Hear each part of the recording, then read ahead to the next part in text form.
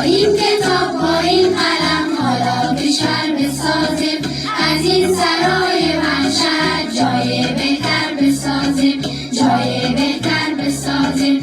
از جنس مهربانی و از چشمه محبت باغ وطن خود را بارور بسازیم، پر ثمر بسازیم، با هم دیگر بسازیم، وطن دارای گل را کمی خوشتر بسازیم، کمی خوشتر بسازیم.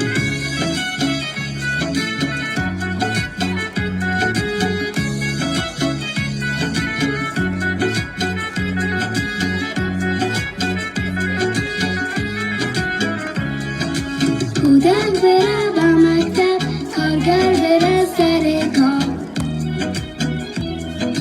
معلمای ما هم بیاید شاد بسیار.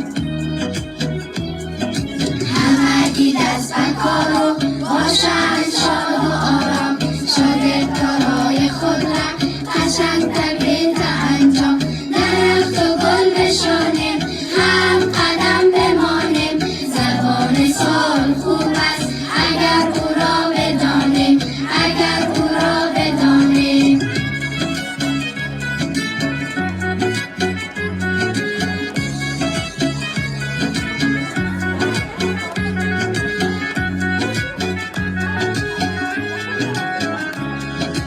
مهر و برادری را در وطن بیاریم،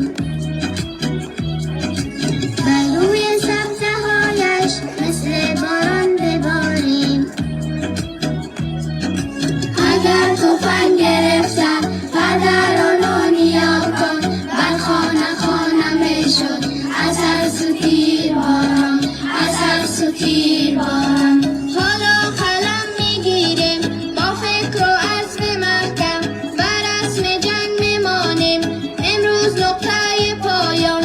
اگر آزادی خواهیم از قید و بند هر کس، ما هم کلام شویم و بر جنگ ها بگیم بس، بر جنگ ها بگیم بس.